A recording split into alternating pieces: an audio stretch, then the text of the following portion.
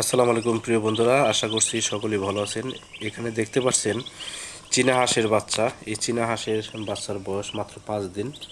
চীনা হাঁস কীভাবে সুস্থ সবল থাকে এবং কিভাবে আমি লালন পালন করি, কিভাবে লালন পালন করলে বেশি ভালো হয় সে ব্যাপারে কিছু ধারণা দেওয়ার চেষ্টা করব, যাতে আপনারা বাচ্চা ফোটার পরে নিজে নিজেই লালন পালন করতে পারেন সুন্দরভাবে। তো এখনও যারা এই চ্যানেলটি সাবস্ক্রাইব করেন নাই, আমি আপনাদের কাছে অনুরোধ করছি, প্লিজ চ্যানেলটি সাবস্ক্রাইব করে পাশেই থাকবেন। আর ইতিমধ্যে যারা চ্যানেলটি সাবস্ক্রাইব করেছেন তাদেরকে অসংখ্য অসংখ্য ধন্যবাদ জানিয়ে ভিডিওটি শুরু করছি। প্রিয় বন্ধুরা, এখানে দেখতে পাচ্ছেন চীনা হাঁসের সুন্দর ফুটফুটে বাচ্চা, খুবই চঞ্চল। এই চঞ্চল বাচ্চাগুলা কিন্তু আজকে মাত্র 5 দিন বয়স।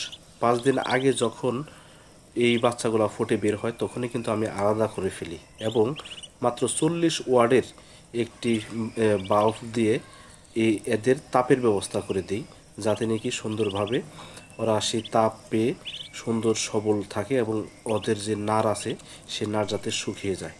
এখানে দেখতে পাচ্ছেন প্রচুর পরিমাণে চঞ্চল এবং ওরা কিন্তু খুবই সুস্থ রয়েছে। আর আমি ফলের একটা ঝুড়ির মধ্যে পেপার বিছিয়ে তারপরে ওদেরকে লালন পালন করি, যাতে নাকি ওরা ওদের যেই বিষ্টটি রয়েছে, মানে যে পায়খানাটা রয়েছে সে পায়খানা যাতে পেপারের মধ্যে পড়ে শুকিয়ে যায়।